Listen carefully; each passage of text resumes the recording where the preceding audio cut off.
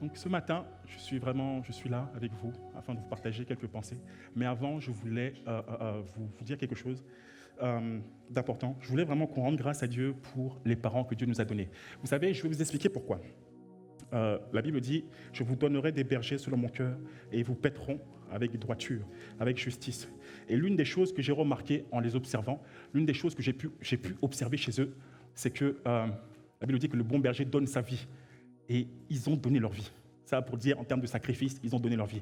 Toute la journée, ils sont en train de réfléchir, mais comment est-ce qu'on peut mieux prendre soin du peuple? Comment est-ce qu'on peut les aider? Comment est-ce qu'on peut les accompagner? Qu'est-ce qu'on peut mettre en place pour mon frère et pour ma sœur? Toute la journée, vous voyez, c'est une grâce d'avoir ce genre de berger. Ce n'est pas un acquis.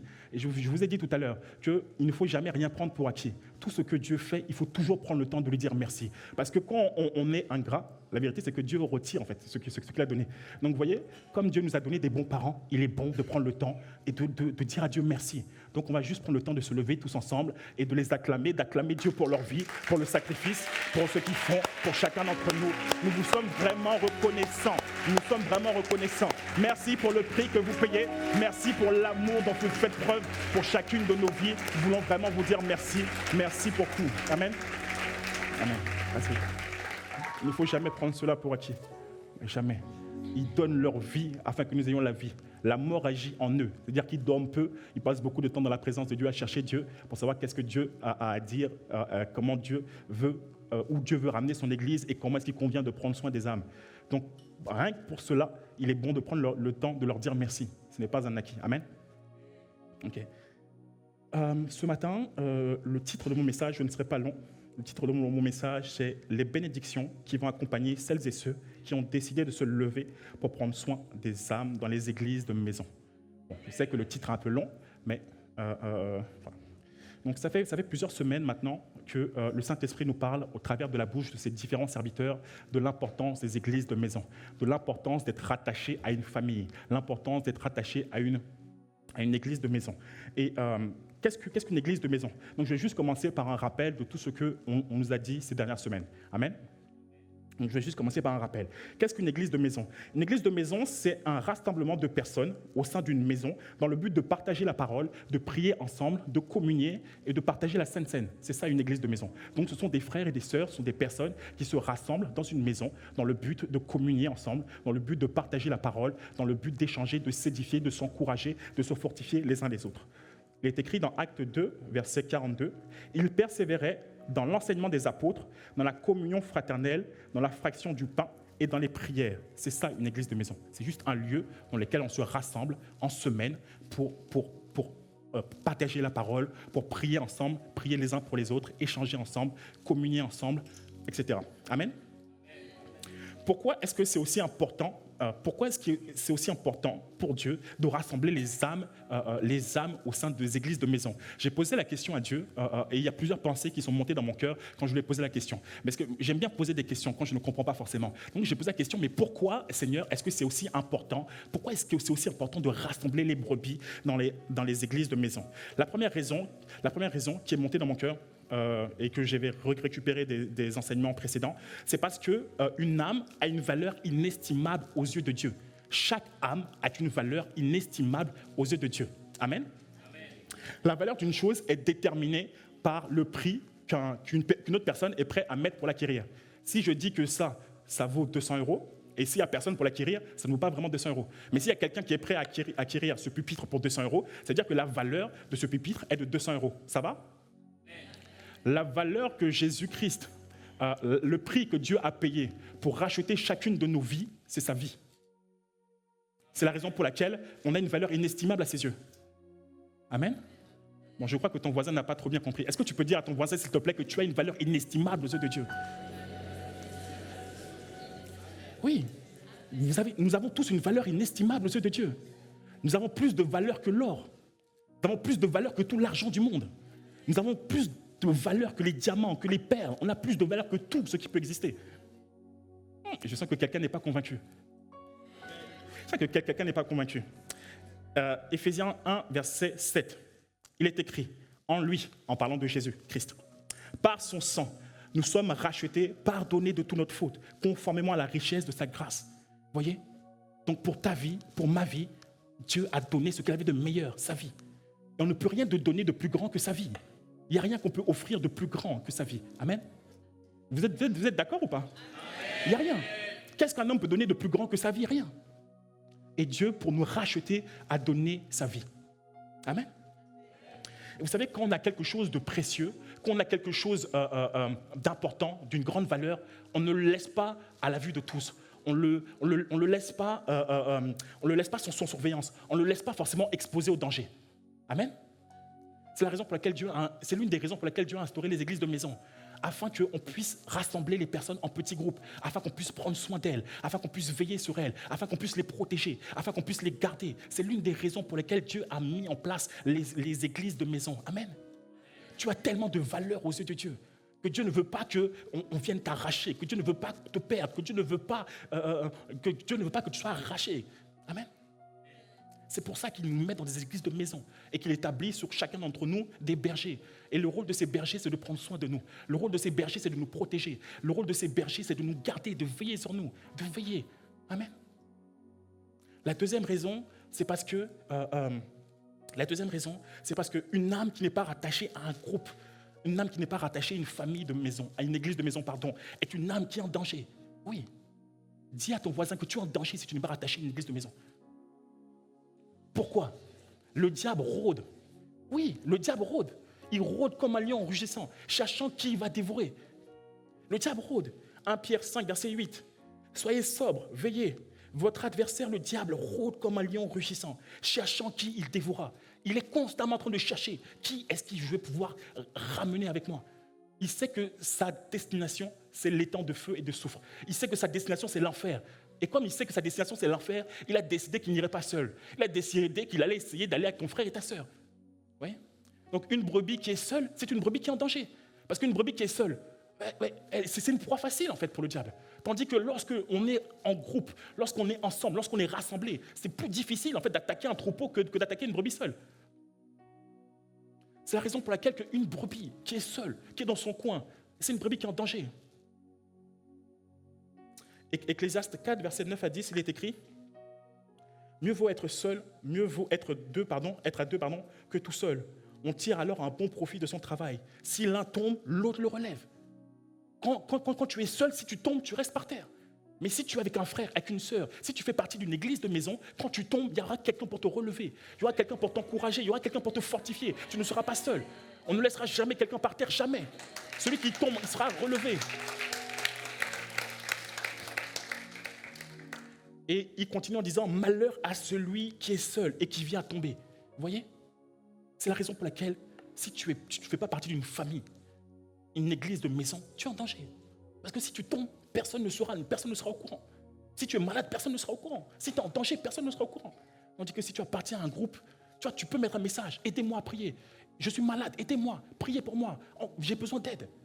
Mais quand tu es tout seul, qui va venir t'aider? Personne. C'est la raison pour laquelle je vous dis que celui qui ne fait pas partie d'une église de maison est en danger.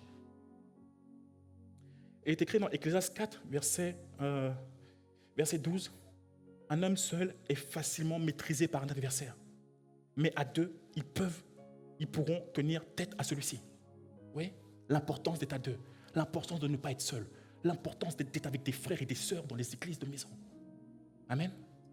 Donc à partir de maintenant, prenons la décision, ne restons pas seuls. Prenons la décision, intégrons une famille, une église de maison, parce que c'est pour notre bien. La dernière raison, j'ai essayé de synthétiser un peu ce qui a été dit par les précédents, par le Saint-Esprit au travers de ces différents orateurs, mais je vous encourage vraiment à écouter la série pour tout comprendre, parce que là, je n'ai pas pu tout dire, parce que le temps est assez limité. Mais la troisième raison que j'ai relevée et qui m'a beaucoup marqué, c'est parce que lorsque les âmes sont rassemblées, Dieu peut pleinement relâcher toutes ses grâces. Tu peux pleinement relâcher toutes ces grâces.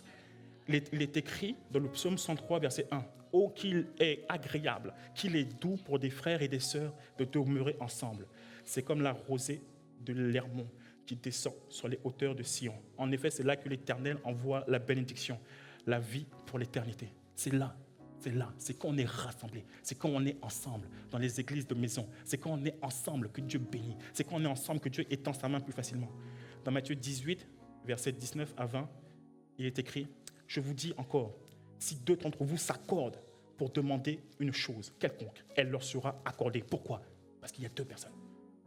Parce que, vous voyez la puissance de l'accord, la puissance d'être deux, la puissance de ne pas rester seul. Il y a des prières que tu peux faire seul, mais qui ne seront pas forcément exaucées. Parce qu'il y a des prières qui nécessitent 2 ou 3 personnes. Il y a des prières qui nécessitent l'accord, que des personnes se mettent d'accord pour demander quelque chose. Il y a des cas, tu vas pouvoir prier pendant des années. Tu n'auras pas d'exaucement forcément. Tant que tu ne seras pas accordé avec un frère et une sœur. Et l'endroit qui est propice à l'accord, l'endroit qui est propice à la prière d'accord, c'est les familles de maison. C'est les églises de maison. Amen.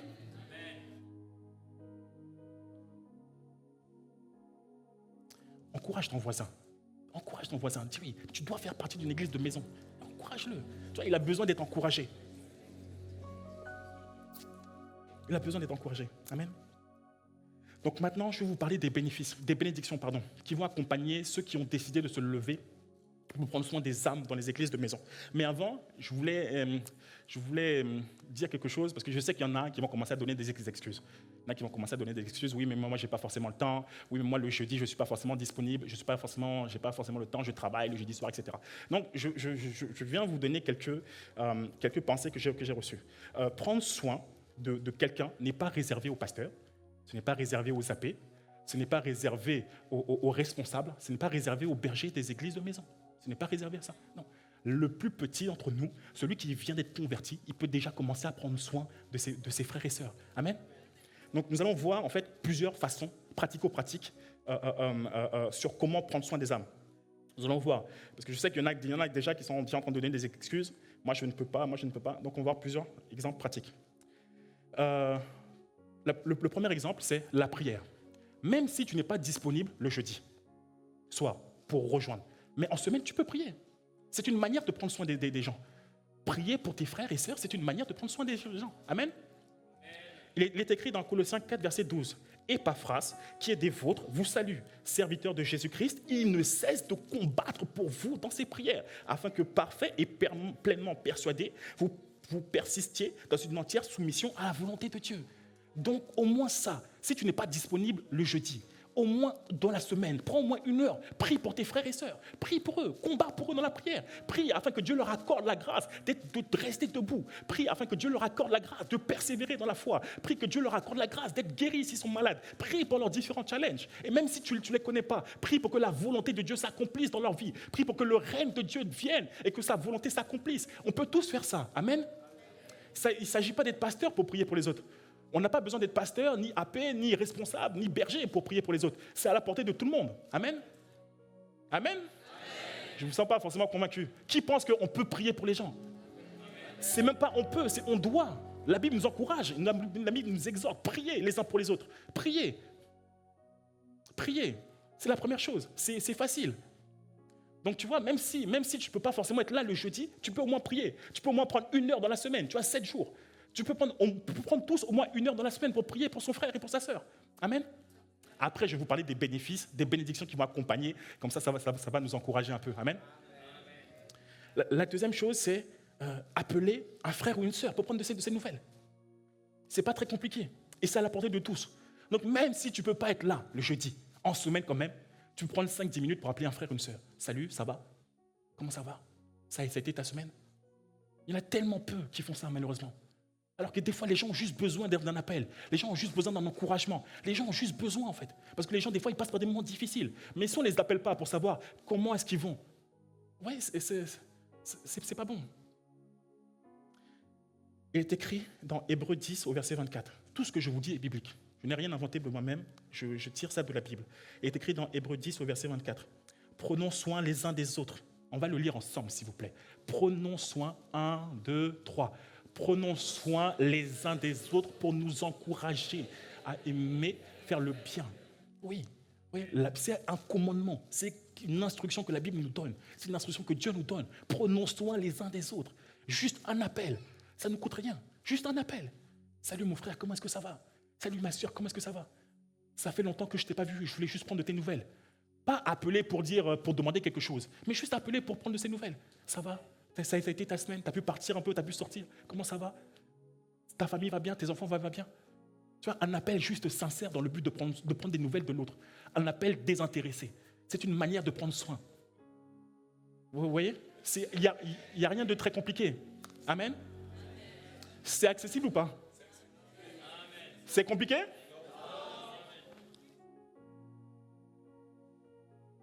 En encourageant les uns les autres, en nous encourageant les uns les autres. Vous n'avez pas idée du nombre de personnes qui sont découragées, du nombre de personnes qui ont juste envie d'abandonner la foi, du nombre de personnes qui sont juste, ils passent par des moments difficiles et c'est juste, ils sont sur le point de craquer. Quand on les appelle comme ça, on dit « Ah, ça va, ok ». Et c'est là que tu tournes une parole d'encouragement. L'Esprit va t'inspirer. Quand tu es disposé à faire du bien aux autres, l'Esprit va forcément t'inspirer. Parce que c'est son travail. Il est écrit dans 1 Thessaloniciens 5, verset 11. 1 Thessaloniciens 5, verset 11. C'est pourquoi encouragez-vous les uns les autres et édifiez-vous mutuellement, comme vous le faites déjà. Je ne sais pas si vous le faites déjà. J'espère, par la foi, je crois que vous le faites déjà. Il n'y a rien de très compliqué. Tu vois que tu apprends que quelqu'un a raté son examen, par exemple. Appelle-le, encourage-le. Dis-lui, c'est pas grave. On va continue, avance. T'entends que quelqu'un passe par un moment difficile. Appelle-le, encourage-le. Et c'est simple. Vous voyez, non? C'est à la portée de tout le monde de prendre soin des uns des autres. Et si on était plusieurs à faire ça, le diable aurait moins d'espace, le diable aurait moins d'occasion de ramener des brebis en arrière. Si on était plusieurs à juste appeler pour encourager, fortifier, le diable aurait moins d'occasion.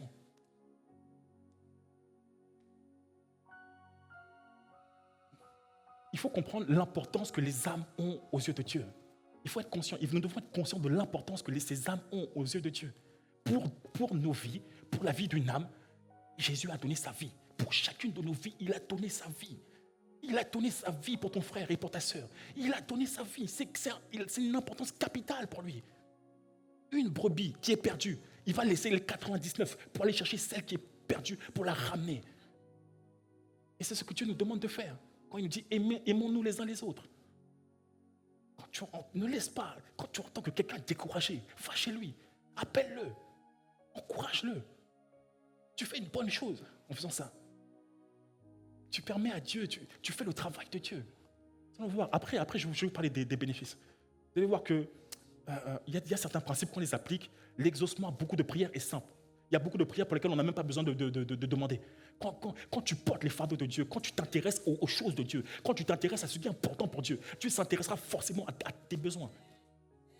Mais quand tu ne calcules pas les intérêts de Dieu, toi, ce n'est pas ton affaire. Ton frère, il est fatigué, il est découragé, ce n'est pas ton problème. Tu peux être sûr aussi que tes problèmes ne sont pas son problème aussi. Moi, je te le dis. Je peux te dire. Oui, c'est vrai. Quand tu es sensible à ses problèmes, quand tu es sensible à ce qui est important pour lui, il est sensible aussi à tes problèmes.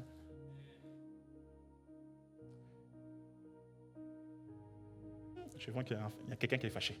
Ne te fâche pas, on est ensemble. Encore un autre exemple, pratico-pratique, en visitant les personnes de ton église qui sont malades ou qui passent par des moments difficiles, comme des deuils. Jésus a dit dans Matthieu 35, versets 25 à 26, « En effet, j'ai eu faim et vous m'avez donné à manger. J'ai eu soif et vous m'avez donné à boire. J'étais étranger, vous m'avez accueilli. J'étais nu, vous m'avez habillé. J'étais malade, vous m'avez rendu visite. J'étais en prison, vous êtes venus vers moi. » Oui, ce sont des choses simples. Il n'y a pas besoin d'être berger pour faire ça. Il n'y a pas besoin d'être pilote pour faire ça. Il n'y a pas besoin d'être pasteur AP pour faire ça, pour aller visiter quelqu'un.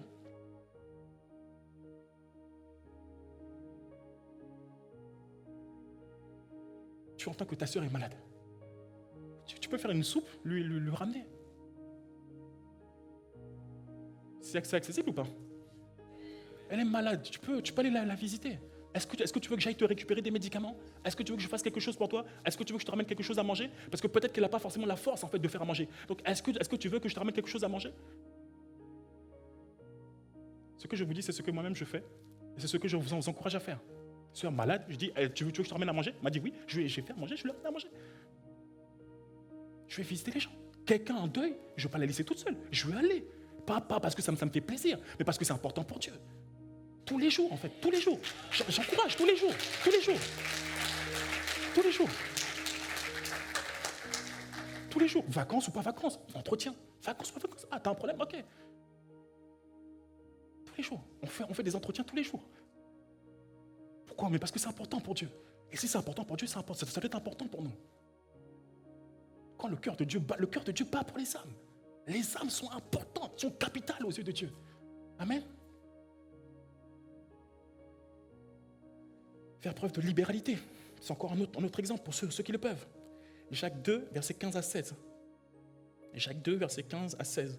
Si un frère ou une sœur sont nus ou manquent de nourriture de chaque jour, et que l'un de vous leur dise, partez en paix, mettez-vous au chaud, rassasiez-vous, sans pourvoir à leurs besoins physiques, à quoi cela sert-il?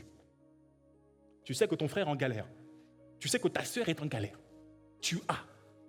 Ne demande pas forcément de lui donner de l'argent. Mais donne-lui un paquet de pâtes. Qu'est-ce que ça va te coûter? Tu as 2 paquets de pâtes, donne-lui ça, afin qu'elle ait de quoi manger. Quand tu fais ça, c'est à Dieu que tu fais ça.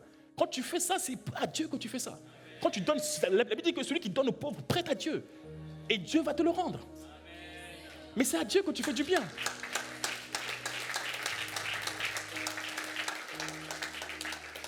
Quand tu prends soin de l'enfant de quelqu'un, c'est ses parents en fait dont tu prends soin.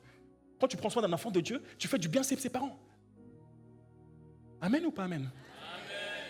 Vous voyez, prendre soin, c'est à la portée de tout le monde. C'est pour ça que j'ai dit que même le nouveau converti peut prendre soin. Même le nouveau converti peut appeler quelqu'un pour demander de ses nouvelles. Il n'y a pas besoin d'être dans la foi depuis 10 ans pour faire ça. Il n'y a pas besoin d'être dans la foi depuis 10 ans pour demander à Dieu, Seigneur. Même si tu ne sais pas prier, dis à Dieu, Seigneur, vraiment, fais du bien à cette personne. C'est une prière, c'est bon aussi. C'est bon aussi. Tu n'as pas besoin de savoir, de connaître toute la Bible, de faire des longues prières. Non, Dieu, s'il te plaît, cette personne ne va pas bien. Étends ta main, fais-lui du bien. C'est à la portée de tout le monde de prendre soin les uns des autres. C'est à la portée de tout le monde, il n'y a rien. Vous voyez, c'est simple. Là, j'ai donné que quelques exemples, mais on peut en donner plein d'autres. Amen. Dis à ton voisin, encourage ton voisin, parce que je le sens qu'il n'est pas chaud là. Encourage-le, dis-lui que c'est important pour Dieu. C'est important du Dieu. C'est important pour Dieu. Vous voyez, prendre soin des gens, c'est simple. Il n'y a rien de compliqué là-dedans. Il n'y a rien de compliqué. Maintenant, je vais vous parler des bénédictions. Bon, il y a plein d'exemples qu'on pourrait donner, mais le temps est assez avancé.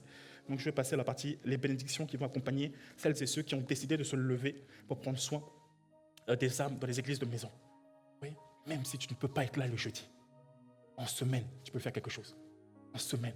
Tiens, j'ai cité que 7 ou 8 points. Même un point, si tu fais ça, ce sera déjà bien. Amen. Même un point, même 5 minutes.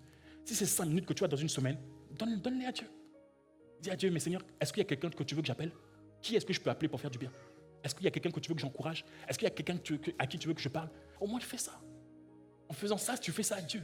En faisant ça, tu fais du bien à Dieu. Donc, la première bénédiction qui va accompagner. Vous voyez, ce n'est pas un enseignement. Je n'ai pas eu à cœur d'enseigner. J'ai eu à cœur vraiment d'encourager. C'est ça, en fait. Je ne suis pas venu pour enseigner, je suis vraiment venu pour nous encourager. La première chose, la première bénédiction qui va nous accompagner, qui va accompagner ceux et celles qui vont se lever pour prendre soin des âmes. La première chose, c'est que tu vas récolter au centuple ce que tu auras semé dans la vie de ton frère et de ta sœur. Tu vas le récolter, mais pas juste le récolter au centuple. Et si toi, tu ne le récoltes pas, tes enfants ou tes petits-enfants vont le récolter. C'est comme ça qu'on crée des alliances avec Dieu qui vont de génération en génération. C'est comme ça que la bénédiction va de génération en génération. Je n'ai rien inventé, c'est ce que la Bible dit. Est-ce que tu veux laisser un héritage à tes enfants, à tes petits-enfants? Prends soin d'eux, prends soin des enfants des autres, prends soin des autres. En faisant ça, tu es en train d'accumuler un héritage pour tes enfants, tes petits-enfants qui vont les poursuivre en faisant ça.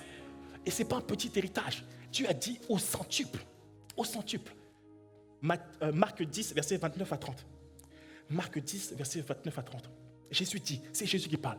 Il dit, je vous l'assure, si quelqu'un quitte à cause de moi et de l'évangile, sa maison, ses frères, ses sœurs, sa mère, son père, ses enfants ou ses terres, il recevra 100 fois plus dans le siècle présent. Il va recevoir 100 fois plus. 100 fois plus. Des maisons, des frères, des sœurs, des mères, des enfants, des terres avec des persécutions. Ça, c'est un package. Bon, malheureusement, on ne peut pas enlever les persécutions. Donc, tu vas recevoir au centuple. Ce que tu sèmes là, tu vas le recevoir au centuple. Quand tu donnes un verre d'eau à quelqu'un, sois conscient que toi-même, tu vas recevoir 100 verres d'eau. Tout ce que tu sèmes dans la vie de quelqu'un, tu vas le récolter au centuple. Et si tu ne le récoltes pas de ton vivant, tes enfants vont le récolter. Tes petits-enfants vont le récolter. C'est pour ça qu'il est bon de faire du bien. Quand tu fais du bien à quelqu'un qui est malade, quand tu vas visiter quelqu'un qui est malade, quand tu vas prier pour quelqu'un qui est malade, le jour où toi, tu seras malade, quelqu'un viendra prier pour toi. Non, c'est une garantie. Si quand tu vois quelqu'un malade, ce n'est pas ton problème. Le jour où toi-même tu seras malade, ce ne sera pas le problème de quelqu'un aussi. C'est pour ça que je nous encourage vraiment ce matin. Quand tu entends que quelqu'un est malade, vas-y. Prends de ses nouvelles. Fais-le du bien. Parce que ce que tu fais, tu le fais à Dieu. Et ce que tu fais, tu vas le récolter au centuple. Vous savez, j'ai passé beaucoup de temps à méditer l'œuvre de la croix. J'ai passé beaucoup de temps à méditer ça, à étudier l'histoire pour bien comprendre l'œuvre de la croix. Et plus j'ai étudié ça, plus ça m'a mis une sainte colère. Je ne supportais pas de voir les gens malades. Je ne supporte pas vraiment de voir les gens malades. Donc quand je vois quelqu'un qui est malade, directement je vais dans la présence de Dieu pour prier pour cette personne-là. Parce que je me dis, mais Jésus a donné, quand vous regardez ce qui est écrit dans Ésaïe 5,53, quand vous regardez un peu ce qui est écrit, c'est qu'il a pris 39 coups de bâton. Ça, c'est ce qui est écrit. Mais quand vous étudiez vraiment, quand vous regardez un peu l'histoire et la culture et ce que disent les commentateurs bibliques, vous allez voir que ce n'était pas 39 coups de bâton, c'était 39 coups de... C'était des bâtons auxquels on avait rattaché des choses, des fils, des câbles. Et aux extrémités de ces câbles-là, on avait mis des morceaux de métal. C'est-à-dire qu'à chaque fois qu'il prenait un coup et il tirait, il y avait de la chair qui partait de son dos. Et à chaque fois, c'est pour ça que la Bible dit qu'ils ont creusé des sillons, ils ont creusé des tranchées dans son dos.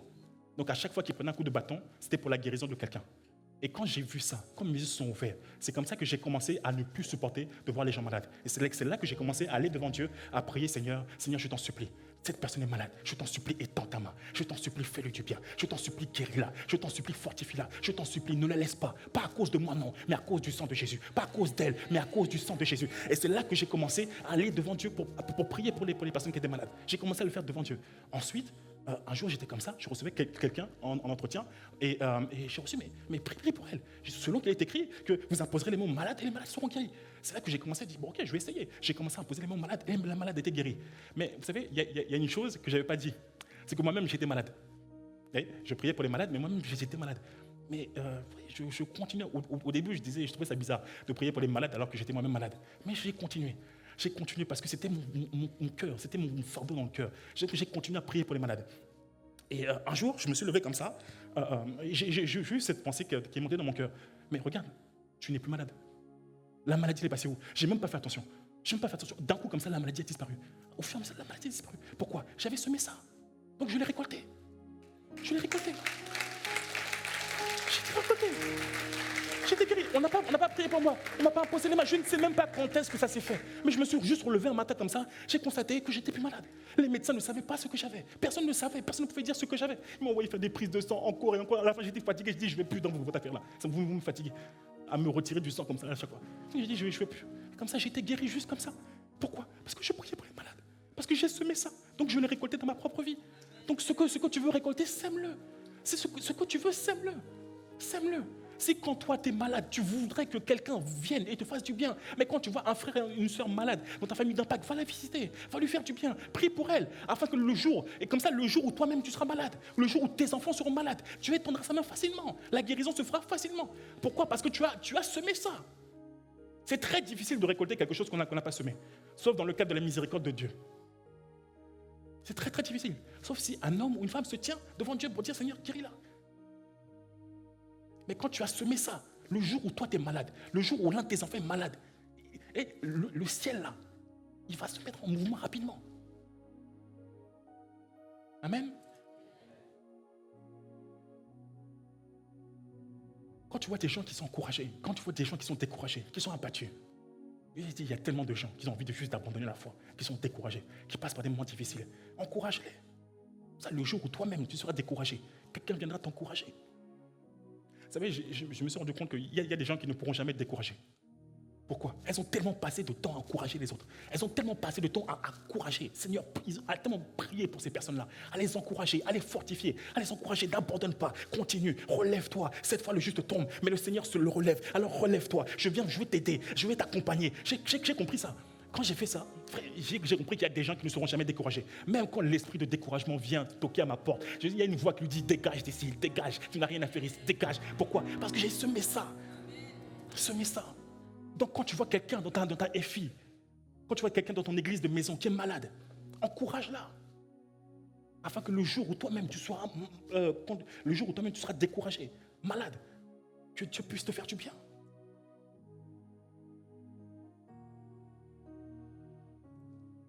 Il est écrit dans Proverbe 11, versets 24 à 25. Proverbe 11, versets 24 à 25. Celui qui est généreux connaîtra l'abondance. Qui donne à boire aux autres, lui-même sera désaltéré. Oui. Celui qui donne à boire aux autres sera lui-même désaltéré. Celui qui donne à boire, quand tu donnes à boire, quand tu fais du bien, quand tu sèmes du bien, tu vas toi-même le récupérer, le récolter.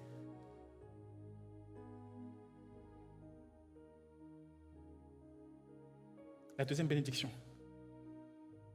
c'est Dieu va te donner infiniment, bien au-delà de tout ce que tu peux demander ou imaginer. Quand tu te seras levé pour prendre soin des âmes, Dieu va te donner infiniment, abondamment, au-delà de tout ce que tu peux demander. Dans 2 Chroniques 1, verset 7 à 12, il est écrit, c'est l'histoire un peu de Salomon. Salomon, après avoir fait son offrande à Dieu, Dieu lui a répondu. Il est écrit, pendant la nuit, Dieu apparut à Salomon et lui dit, « Demande-moi ce que tu veux et je te donne. » Salomon répondit à Dieu, « Tu as traité avec une grande bonté mon père David et tu m'as établi roi à sa place. Maintenant, Éternel, tiens la promesse que tu as faite à mon père David, puisque tu m'as établi roi sur un peuple aussi nombreux que la poussière de la terre. Accorde-moi donc de la sagesse et de la connaissance afin que je sache diriger ce peuple. » Le désir de David, de Salomon, c'est de prendre soin du peuple. Il ne cherchait pas l'argent, il ne cherchait rien. Il cherchait juste la sagesse et l'intelligence nécessaires pour pouvoir prendre soin du peuple, pour pouvoir les paître, pour pouvoir prendre soin des âmes, pour pouvoir bien les diriger. Et Dieu lui a dit,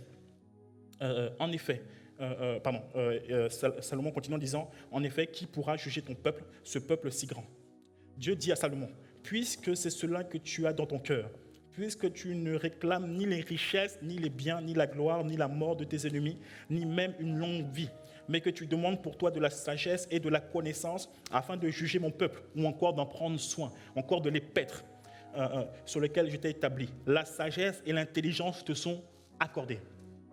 Ensuite, il continue en disant, je te donnerai en plus de cela des richesses, des biens, une gloire telle qu'aucun roi n'en a jamais eu avant toi et n'en aura jamais après toi.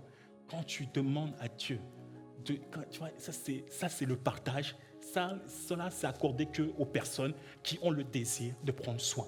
Quand Dieu voit, quand Dieu voit quelqu'un qui se préoccupe des fardeaux de son cœur, quand Dieu voit quelqu'un qui se préoccupe de ce qui est important pour lui, Dieu va lui donner ce qu'il lui demande, mais bien plus, bien plus. Et vous savez, quand Dieu donne la sagesse à quelqu'un et l'intelligence, le premier bénéficiaire, vous savez c'est qui? C'est nous-mêmes. Il donne pour toi, mais aussi pour que tu puisses prendre soin des autres. Amen.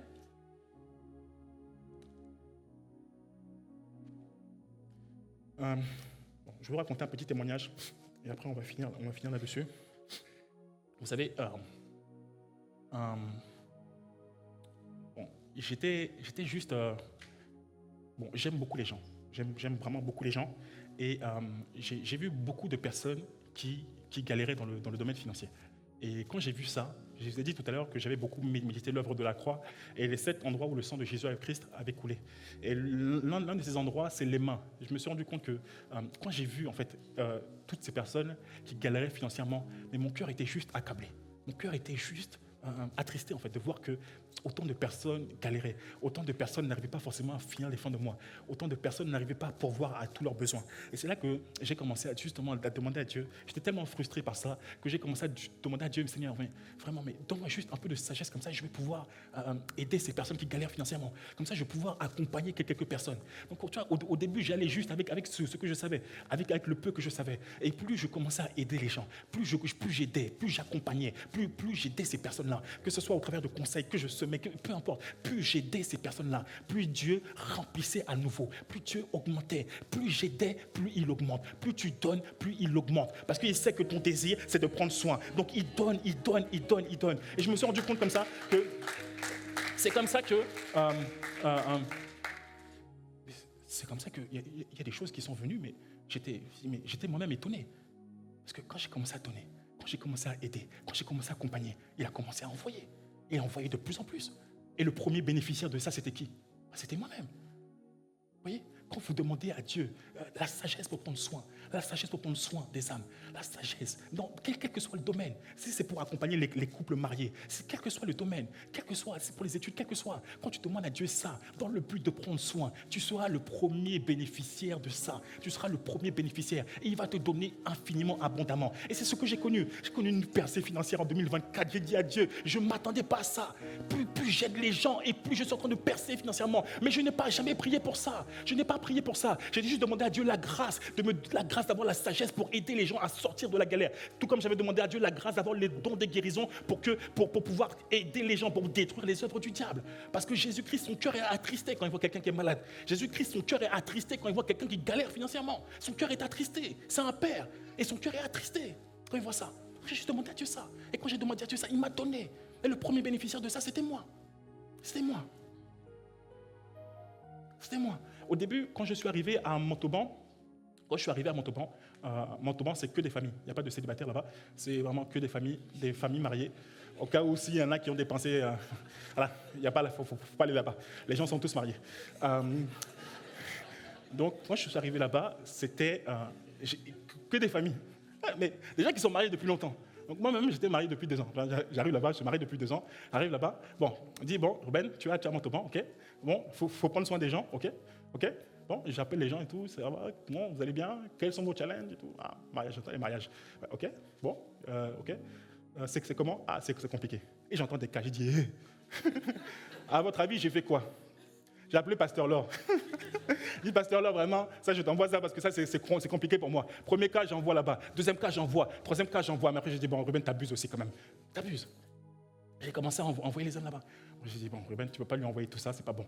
Donc, il va falloir que tu les gères. Je suis parti devant Dieu, disant, Dieu, Seigneur, vraiment, tu vois, tu m'as établi à Montauban. L'affaire n'est pas simple. Moi, je suis un petit marié, tu vois. Je viens d'arriver dans l'affaire. Eux-mêmes, ils sont mariés depuis 10 ans. T'arrives depuis, tu vois, t'as ton petit 2 ans. Donc, tu vas dire, ah, ça c'est, toi-même, tu descends un peu. Tu es humble. Donc, tu arrives là-bas et tu dis, ah, Dieu, Seigneur, comment on fait? Comment on fait? On ne peut pas tout envoyer chez Pasteur là. Bon, c'est pas bon. Bon, elle est bien disposée. Bon, est-ce qu'on peut quand même acclamer pour elle? Parce que quand même, j'ai envoyé quand même beaucoup de cas là-bas. Mais, au bout d'un moment, j'ai dit, ah, tu ne peux pas faire ça. J'ai dit, allez, je suis parti chercher Dieu. J'ai dit, Dieu, Seigneur, vraiment, c'est toi-même qui m'as envoyé là-bas. Après, je me dis, mais qui m'a envoyé là-bas même? Après, j'ai dit, bon, Seigneur, c'est toi-même qui m'as envoyé là-bas.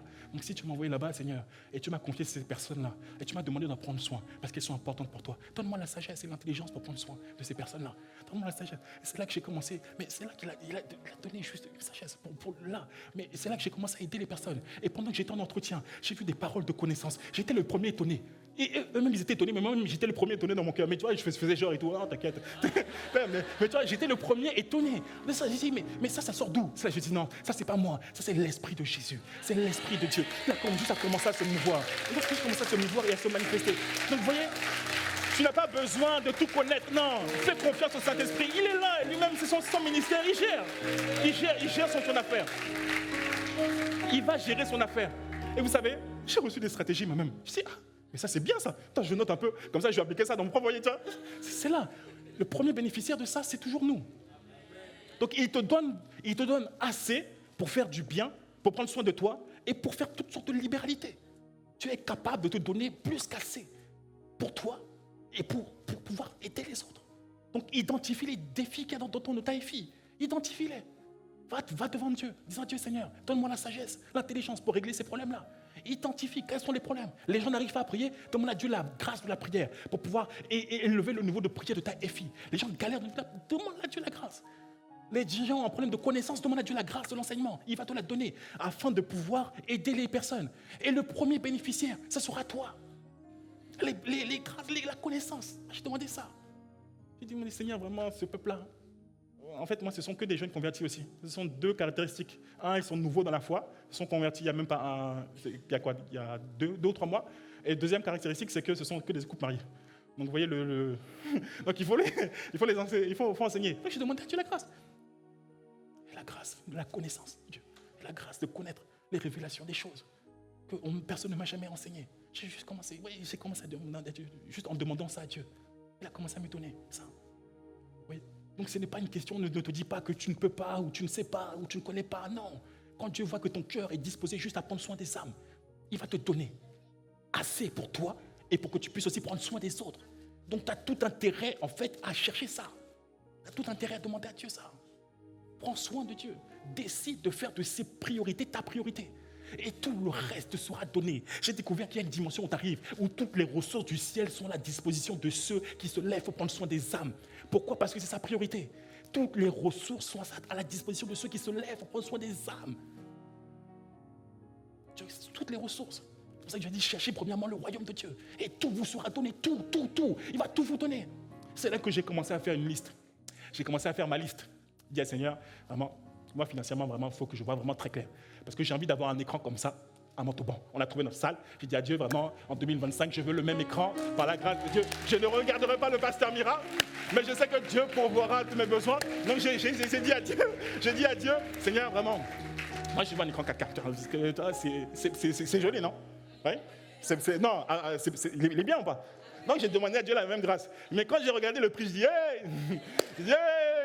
Seigneur, vraiment, je m'attends à toi pour mon écran. J'ai dit à Dieu, vraiment, je m'attends à toi. Donc, voilà, j'ai envie de semer dans ton œuvre. Donc, envoie, comme ça, je vais pouvoir semer. Mais je sais aussi que j'aurai ma part. Mais je sais aussi que je pourrais semer dans l'œuvre afin de faire agrandir, d'agrandir et qu'on soit encore plus confortable là où on est, là où on sera. Amen. Donc, il y aurait beaucoup de choses à dire. Bon, j'avais un troisième point, mais on ne l'abordera pas forcément. C'était que quand tu te lèves pour prendre soin des âmes, Dieu fera la guerre à tous tes ennemis. Il y avait un homme qui s'appelait Nabal. Il y avait un homme qui s'appelait Nabal dans la Bible, dans l'Ancien Testament. David avait travaillé pour lui. Le gars il a insulté David. David lui a parlé avec beaucoup de respect. Il est parti, il a insulté David. Et David, fâché, il s'est dit, bon, je vais aller lui faire la guerre.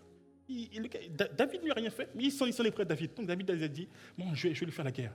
Quand tu as vu ça, tu as vu que David était un homme selon son cœur. Et la caractéristique des hommes selon le cœur de Dieu, c'est que ces hommes-là, ils accomplissent toutes ses volontés. Donc la caractéristique des hommes selon le cœur de Dieu, parce que Dieu a dit, j'ai trouvé David, un homme selon mon cœur, qui accomplira toutes mes volontés. Qui va faire en gros toute ma volonté, qui va faire tout ce que je désire, qui va faire de mes priorités ses priorités. Donc c'est l'une des caractéristiques des hommes selon le cœur de Dieu. Donc tu vas dire, mais attends, le gars là, j'ai trouvé un homme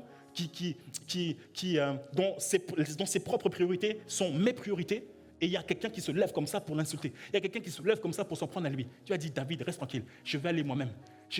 Et Dieu l'a frappé. Pourquoi? Parce qu'il s'en était pris à quelqu'un qui avait un cœur pour Dieu et qui avait comme priorité les priorités de Dieu. Et Dieu est sensible à ce genre de personnes. Pourquoi? Parce qu'il y en a peu. Il y en a peu. Il y a peu de personnes qui donnent leur vie pour les autres. Il y a peu de personnes comme ça. Donc quand Dieu trouve quelqu'un comme ça, quelqu'un veut se lever contre cette personne-là, je vous garantis qu'il y a une main qui va le frapper juste, qui va le faire rester tranquille. Non, il y a des gens qu'on ne touche pas. Les gens qui ont un cœur pour Dieu, les gens qui pleurent pour Dieu, les gens qui combattent pour Dieu, les Épaphras qui donnent leur vie afin d'enfanter les vies, les gens comme Paul qui donnent leur vie, qui souffrent des douleurs d'enfantement, qui souffrent devant Dieu et qui sont brisés, broyés par Dieu pour les âmes, pour le bien des âmes. Quelqu'un va se lever pour toucher à ce genre de personnes alors qu'il y en a peu. Vous pouvez être sûr que personne là ne fera pas long feu. C'est qu'une question de temps avant que Dieu n'étende sa main contre cette personne. Amen. Donc nous sommes arrivés, nous allons clôturer là-dessus. Je vais m'arrêter ici. Amen. Quelqu'un a reçu quelque chose? Acclame Dieu si tu as reçu quelque chose. Tu vois, c'était pas un enseignement. Comme je vous l'ai dit, je n'avais pas forcément à cœur d'enseigner, mais c'était juste une parole d'encouragement. Je voulais juste encourager quelqu'un à se lever afin de prendre soin des brebis de Dieu. Vous voyez, ce n'est pas quelque chose d'impossible. C'est quelque chose qui est facile, en fait, la vérité. C'est quelque chose qui est accessible à tout le monde. Même celui qui est né de nouveau hier peut commencer à prendre soin de quelqu'un aujourd'hui. Parce que c'est le grand frère de quelqu'un qui n'est pas forcément encore né de nouveau.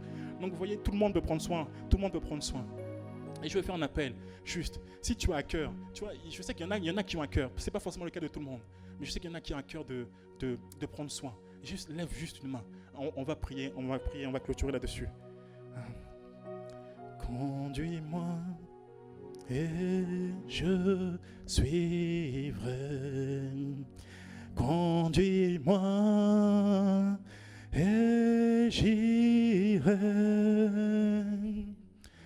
Tu m'appelles, je te répondrai. Conduis-moi et j'irai.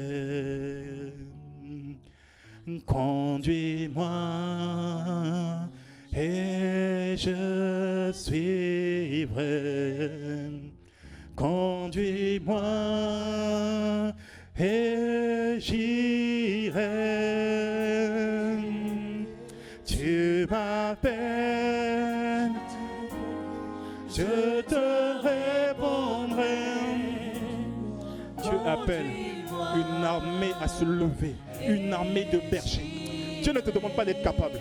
Dieu ne te demande même pas d'avoir la sagesse, l'intelligence. Dieu ne te demande rien. Dieu te demande juste d'être d'accord, juste d'être disposé, juste d'avoir la volonté. La capacité vient de lui, mais la volonté doit venir de toi. Est-ce qu'il y a quelqu'un qui a envie de devenir un berger? Est-ce qu'il y a quelqu'un qui a le désir de prendre soin des autres? Est-ce qu'il y a quelqu'un qui a le désir?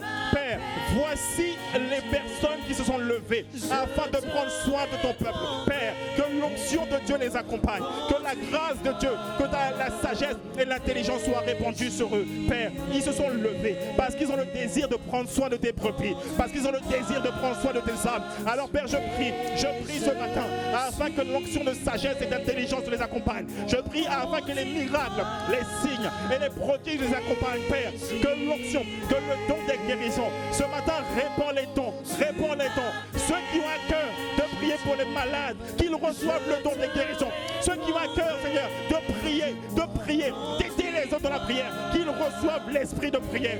Seigneur, ce matin, étends ta main et répands tes grâces ce matin, Seigneur. Répands tes grâces. Ils se sont levés pour faire ta volonté. Ils se sont levés, Seigneur, en réponse à ton appel. Ce matin, tu nous as appelés. Tu as appelé les gens qui ont à cœur de prendre soin des âmes. Tu les as appelés. Alors ce matin, équipe-les, Seigneur. Que l'esprit de Dieu soit sur eux. Que accorde-leur la grâce d'avoir une langue exercée afin qu'ils puissent soutenir ceux qui sont malades, Seigneur. Étends ta main ce matin. Étends ta main sur ton peuple. Étends ta main sur tes brebis. Étends ta main, Père. Étends ta main. Que l'esprit de Dieu les accompagne. Que l'esprit de courage, que l'esprit de force les accompagne au nom de Jésus. Conduis-moi, j'irai.